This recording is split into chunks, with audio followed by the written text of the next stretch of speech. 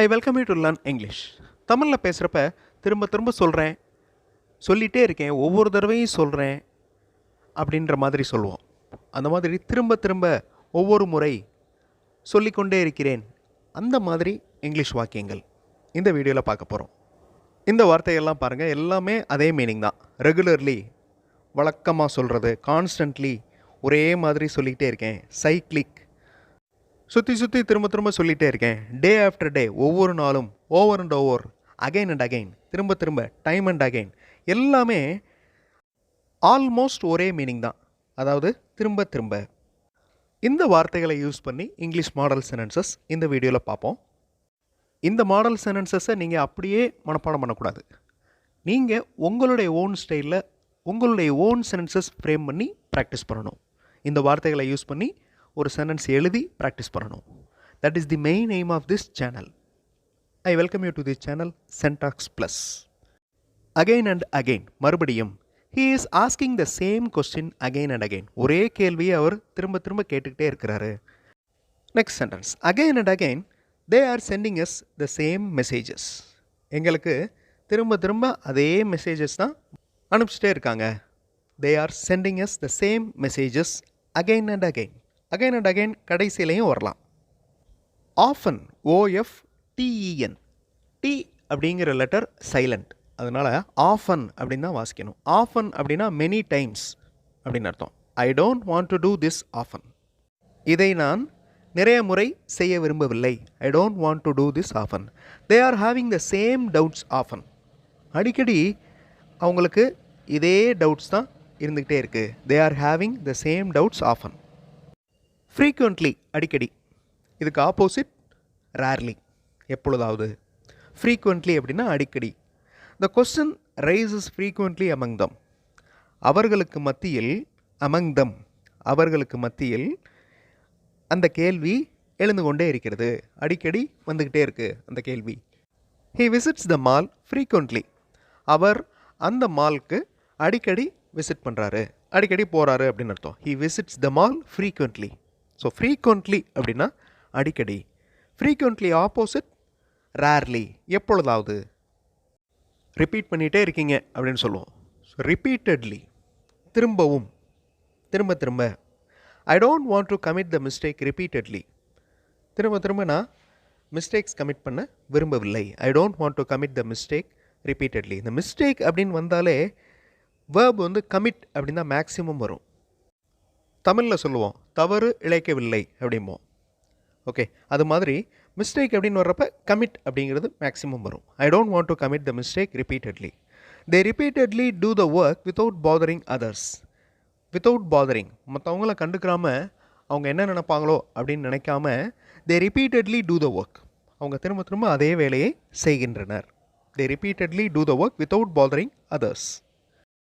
Time and again, time after time, time and time again, மூணுமே திரும்ப திரும்ப அப்படிங்கிற எக்ஸ்பிரஷனை தான் கொடுக்குது.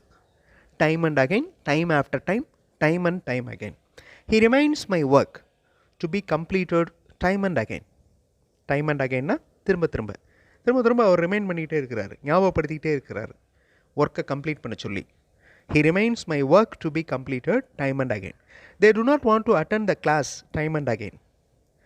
அடிக்கடி கிளாஸ் அட்டன் பண்ண அவங்க விரும்பவில்லை. They do not want to attend the class time and again. அடிக்கடி இங்கிலீஷ் கம்யூனிகேஷனில் யூஸ் பண்ணுற வார்த்தை தான் over and over. Don't write the reasons in the letter over and over. லெட்டரில் காரணங்களை திரும்ப திரும்ப எழுத வேண்டாம். Don't write the reasons in the letter over and over. Over and over the children want to play there. மறுபடியும் குழந்தைகள் அந்த இடத்தில் விளையாட விரும்புகின்றனர். Over and over the children want to play there. ஒவ்வொரு நாளும் அப்படின்னு சொல்கிறோம்ல, day after day. I water my garden day after day. ஒவ்வொரு நாளும் நான் என்னோடய கார்டனுக்கு தண்ணி ஊற்றுறேன். இந்த சென்டென்ஸில் வாட்டர் அப்படிங்கிற வார்த்தை தான் வேர்ப். நவுனாவும் வரும். வாட்டர் அப்படிங்கிற வார்த்தை வேர்பாக வர்றப்ப தண்ணீர் ஊற்றுதல் அப்படின்ற அர்த்தத்தை கொடுக்குது. I water my garden day after day. Past form watered, WATERED. I watered. He saves money day after day. ஒவ்வொரு நாளும் அவர் பணத்தை சேமிக்கிறார். He saves money day after day. சுற்றி சுற்றி அப்படின்னு சொல்கிறோம்ல, cyclic. I want a break from this cyclic activities. எனக்கு ஒரு பிரேக் வேணும்.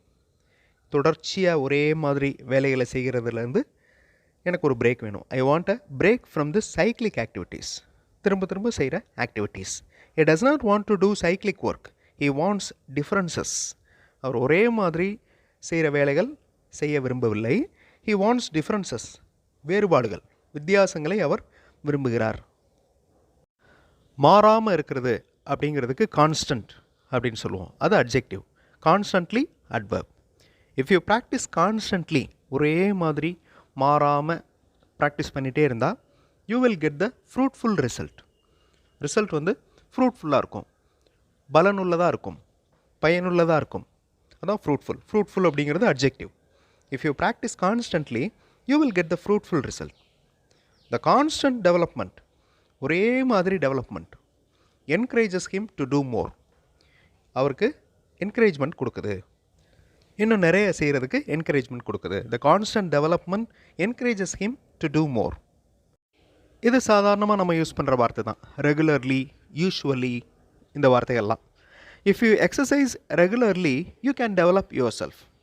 ரெகுலராக எக்ஸசைஸ் பண்ணிகிட்டே இருந்தீங்கன்னா, you can develop your self. உங்களை நீங்கள் டெவலப் பண்ண முடியும். You can develop. I want to relieve from my regular work for a while. For a while அப்படின்னு என்ன அர்த்தம்? சில நேரங்களுக்கு, சில நாட்களுக்கு அப்படின்னு அர்த்தம். I want to relieve from my work for a while.